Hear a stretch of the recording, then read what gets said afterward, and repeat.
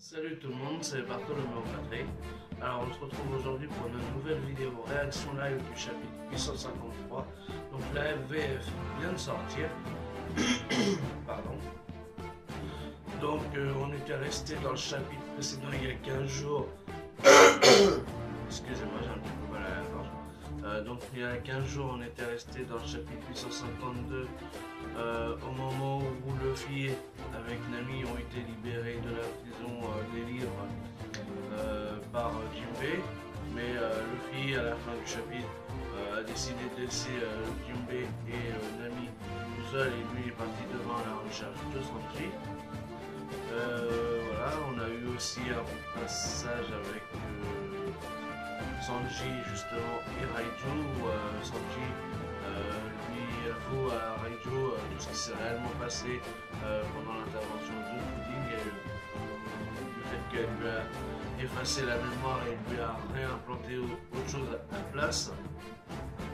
Donc voilà, on n'en avait pas eu de nouvelles par rapport aux autres comme Brook, comme Chopper, donc ou Pedro. Peut-être qu'on en aura cette fois-ci, donc on verra ça dans un instant. Donc le chapitre 853, il est intitulé Pas ici, donc moi je suis sur lecture en ligne scan, donc c'est lelscan.me. Donc c'est parti pour cette réaction live du chapitre 853 de One Piece. Donc le titre, comme je viens de vous le dire, il s'appelle Pas ici, donc je vois pas ici, il y a un qui me vient en tête pour savoir si ça va bien, donc on va bien. Alors, là, en page de couverture, on a Bartholoméo, tiens, ça y est, un petit coup à mon nom.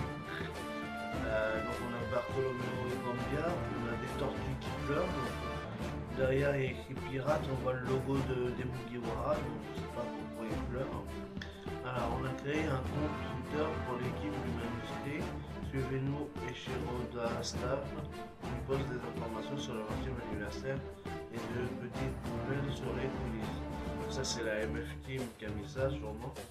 Donc big up à eux quand même pour le travail qu'ils font, parce que franchement de sortir les scans aussi rapidement, bravo les gars, franchement c'est sympa.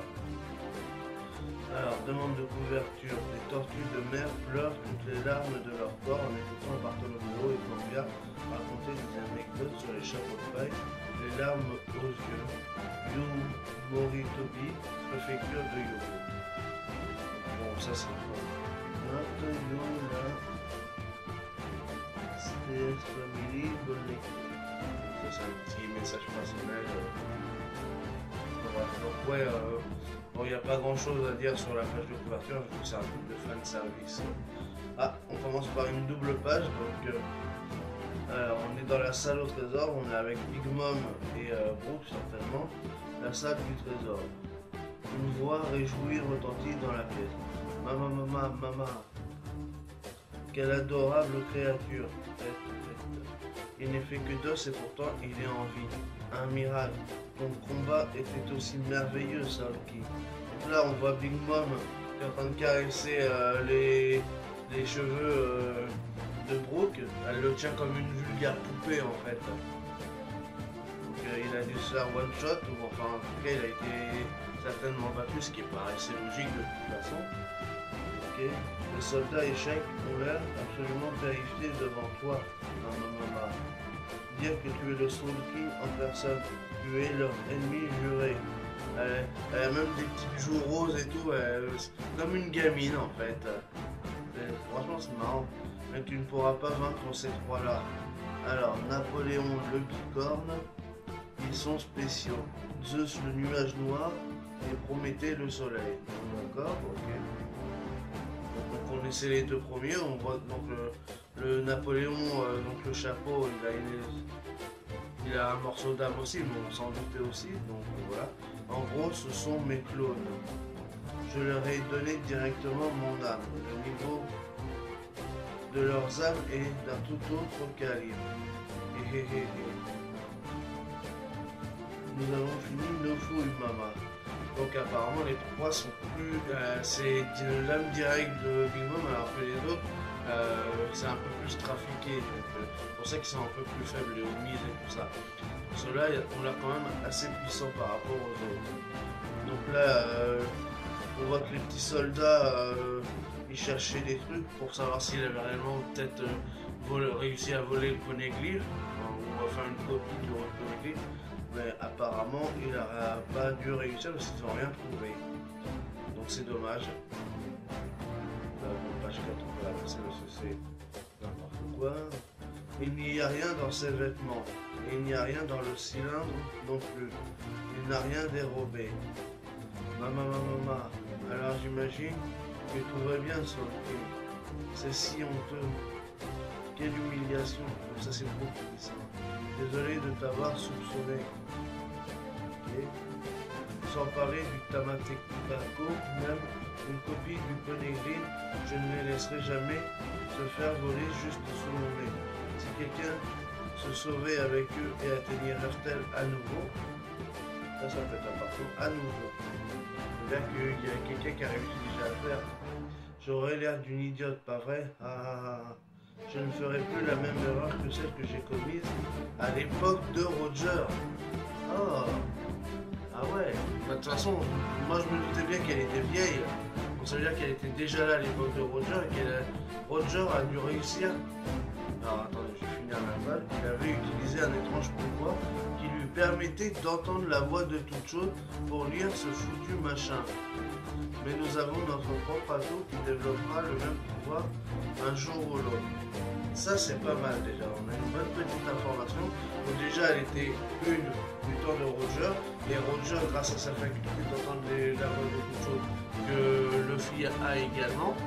On l'a vu sur Zoom par exemple, il a réussi à entendre tous les chats, ou même sur l'île des hommes poissons quand il y a les rois des mers qui sont arrivés une fois que Shirahoshi les avait appelés, il avait réussi à les entendre aussi. Donc, mais ce qui est bizarre c'est qu'il n'entend pas les poneglyphes. Parce qu'au moment où il y avait le road poneglyph sur Zoom par exemple, il n'a pas rien entendu. Quand il était sur Skypiea, il n'avait pas entendu non plus. Il n'y a que Robin qui a vu la phrase de Roger, mais c'est bizarre. Dans quel sens? Ou alors c'est un truc qu'il n'a pas encore réussi à totalement développer. Est-ce que c'est peut-être lié à du acquis ou je sais pas. Il a la faculté, mais pas encore le même potentiel peut-être que Roger. Parce qu'il n'a pas arrivé peut-être au même stade encore. C'est pas encore ça. C'est encore un jeune pirate. Mais ça veut dire que Big Mom par contre elle est déjà assez âgée. Mais je pense, moi je me doutais bien qu'elle devait avoir dans les 70 ans, à peu près au même niveau que les barbes blanches ou par exemple, parce que je me doutais qu'elle était de la même génération. Surtout en plus avec le nombre de gamins qu'elle a fait et tout, je me doutais bien qu'elle devait être assez âgée. Alors après, Kaido, est-ce qu'il a le même âge ou pas? Moi je pense que Kaido doit être un tout petit peu plus jeune. Dans les 60 ans peut-être. Et Shanks, lui, il est plus jeune, parce qu'il a qu'une quarantaine d'années, je crois qu'il a 42 ans. Je pense que ça nous a été donné. Et d'ailleurs, ouais, parce qu'en plus il était mousse sur le bateau de Shanks. Donc, et Roger, lui, je sais pas si on a son âge. Enfin bref, donc ouais, je me doutais bien que Big Mom était quand même assez âgée. Donc elle était déjà une pirate certainement assez badass à l'époque, vu qu'elle avait déjà le poneglyph et qu'elle s'est fait un peu barber, enfin pas barber, mais elle s'est fait entourlouper par Roger. Donc ça c'est pas mal. Donc on va continuer, donc là on arrive à la page 6. Les prochains qui atteindront Raftel, ce sera nous, Mama.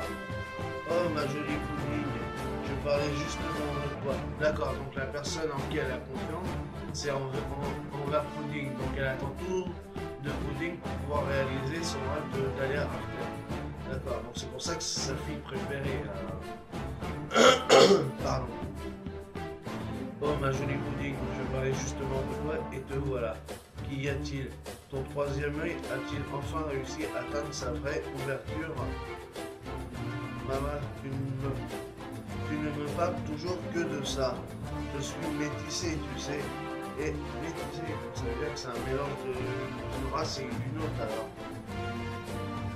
et on a de toute façon aucune garantie que j'éveille un jour un tel pouvoir. Là, c'est intéressant aussi, on a encore une petite information par rapport à Odile.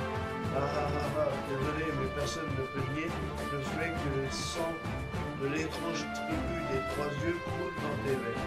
D'accord, donc il y a une race des trois yeux. La tribu des trois yeux. Donc vous connaissez par exemple la tribu des longs bras, des longues jambes, et donc il y a aussi la tribu des trois yeux. D'accord. Mais elle doit être mélangée avec un morceau d'âme de Big Mom peut-être. Ouais. Elle a peut-être couché avec, vu qu'elle a eu peut-être un mari qui faisait partie de cette tribu, et c'est pour ça qu'elle est née à ce moment-là. Mais comme elle est humaine, plus un homme de la tribu des trois yeux, ça a donné pour lui. Vu qu'apparemment elle a dû se marier ou enfanter avec plusieurs maris des enfants, et donc peut-être qu'elle a eu un mari qui faisait partie de cette tribu, pour pouvoir justement agrandir ses territoires. Ah, Odile est une trois yeux. Ah, je ne dois pas laisser entendre qu'on se connaît. Cet homme Os est arrivé jusqu'ici. Enfin, il s'est fait calculer qu'il devrait bien se passer. Chacun des deux se fait des basses, en fait, on se parle à eux-mêmes. Dis maman, je veux te dire quelque chose, mais ce sera un peu évident de le faire ici. On peut aller dans ta chambre? Oh, bien sûr, on y va.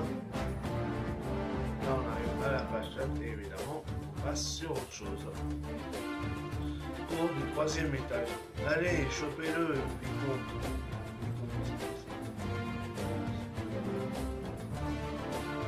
Ah, ça doit être... Ah oui, d'accord. C'est le combat Pedro contre Tamago. Ah, vicomte Yoko. Yoko égale poussin. Ah, il s'est transformé. D'accord, donc là, il ressemble à un poussin, Tamago. Ouais, bah, c'est le baron de l'œuf. Du coup, l'œuf, dans un œuf, il y a un poussin. Est-ce qu'il va se transformer en coq, ou poule, ou poulet, ou un truc comme ça, non? Est-ce qu'il a plusieurs stades d'évolution? Ça serait complètement what the fuck, mais... Et connaissant Oda, maintenant, on peut supposer qu'il peut y avoir un des trucs vraiment cheatés et complètement oufissime, quoi. Bien, Pio... Là, on voit que Pedro, il est en train de lui mettre... Il l'a coupé en deux. Ah oui, il l'a coupé en deux, ça refait encore un... Il l'avait déjà coupé en deux dans un précédent chapitre, donc c'est peut-être pour ça qu'il a pris cette forme-là. Et là, on voit qu'il l'a encore coupé en deux, qu'il l'a coupé en deux, parce qu'il y a une sorte d'œuf qui sort du poussin. Ça fait comme une omelette, quoi. Ok, donc là, il a coupé en deux. Là, on arrive à la page 8. Vicomte Yoko.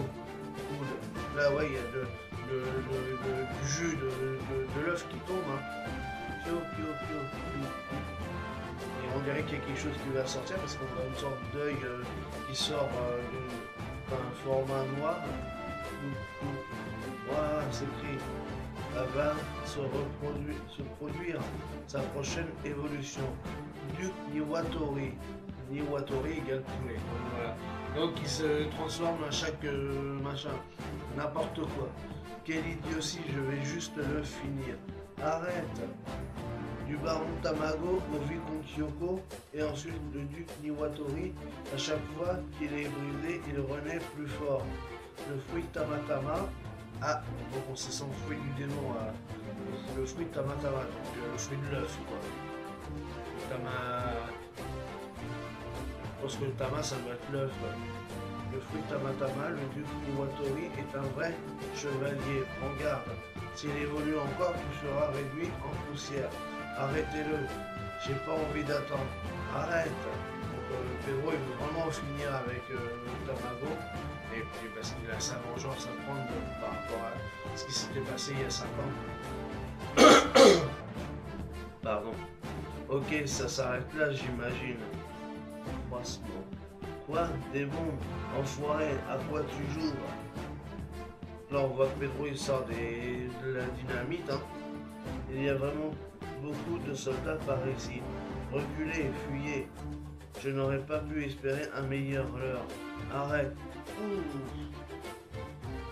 Il y a une... Ça a fait...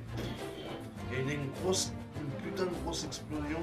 Ah ouais, l'image, en plus l'image elle est magnifique, franchement, sur une double page, mais la caisse centrale là, elle est magnifique là, avec l'explosion. Donc du coup, tout le monde va le dingue partout. Donc là, on voit que le poulet, bah, il est un peu grillé. Ok, tac.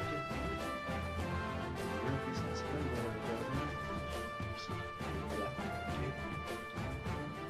Donc là, on est page 10 dans le monde du miroir. D'accord, ça devait être un miroir qui s'est brisé. Ok. Waouh, c'était pas loin. T'es dingue, bon sang. Tu m'as fait flipper, Pedro. Ah, d'accord, donc il a dû être sauvé par Chopper et Carotte qui étaient dans le monde de miroir. Il devait y avoir un miroir qui devait donner accès à la pièce où ils étaient. Et donc du coup, d'accord. Ah ouais, on voit un petit flashback. Oi, Pedro, hein? C'est moi qui ai été surpris pour être honnête. Qui ne le serait pas en se faisant appeler depuis l'intérieur d'un miroir.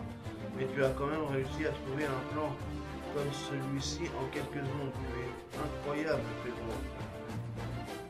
Alors j'imagine qu'on est à l'intérieur d'un miroir en ce moment. Difficile à croire. On ne peut pas entrer ou sortir de ce monde sans brûler. On est à l'abri ici. On peut aussi sauver Sanji de cette façon. Dis-nous ce que tu sais. Donc du coup au moment de l'explosion, il y a Chopper et Carotte qui étaient là. Donc du coup ils l'ont appelé et comme ils ont brûlé avec eux et qu'ils peuvent naviguer maintenant dans le monde du miroir à leur guide, mais ils ont réussi à récupérer Pedro avant qu'il se fasse exploser également en même temps qu'il avait mis la dynamite sur le baron Tamago et donc du coup il a pu se faire délivrer et sauver par les deux autres. Ok, c'est pas mal. Donc on se retrouve dans un instant pour la seconde partie de cette réaction live. Donc on en était à la page 10 et on se retrouve dans un instant pour la suite de cette réaction live du chapitre 853 tout simplement avec la page 1. Allez, à tout de suite.